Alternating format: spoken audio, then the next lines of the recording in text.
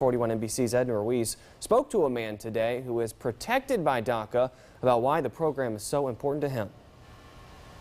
Those protected by DACA call themselves dreamers. I spoke to one dreamer, Jorge Buenrostro.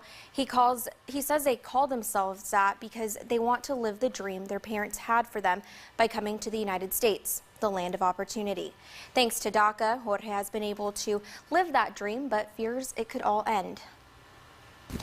I really didn't have a choice. They had to make the choice for me. A choice Jorge Buenrostro and hundreds of thousands of people in the United States may now face consequences for. If they cancel the whole process, then we'll be with no protection. We can get deported at any time. President Trump made a decision to end the Deferred Action for Childhood Arrivals program known as DACA within the next months. It's aimed to protect those people who came to the United States as children illegally. Jorge was one of those. In 2006, at just 10 years old, he said goodbye to his grandmother and the life he knew in Mexico. What if you wanted to stay? Could you? I couldn't because, I mean, the only reason why my mom, had to make that choice is because looking at the future, my future.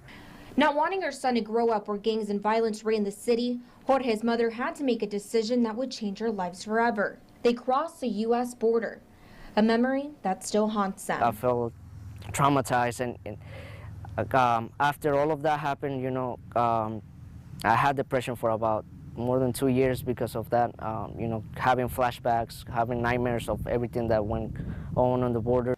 Jorge enrolled in school not knowing an ounce of English. The language barrier didn't stop him.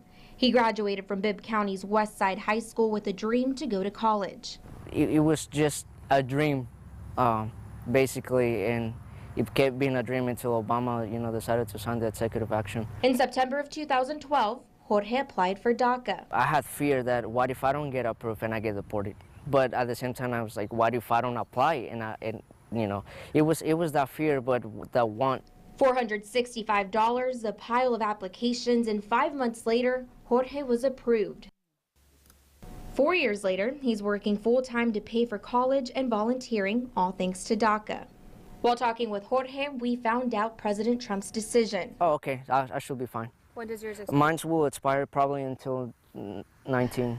Not knowing how Congress will choose to handle DACA, Jorge can't help but think what will happen after 2019, and he's not protected. I won't be able to do everything I do now. It will just be devastating having to just leave. Everything I work for will be for nothing. Jorge has 6 more months left of school. After that, he'll have a degree in paralegal studies. He's hoping Congress acts and continues to protect him and the 24,000 people like him in the state of Georgia. All right, thank you, Edna.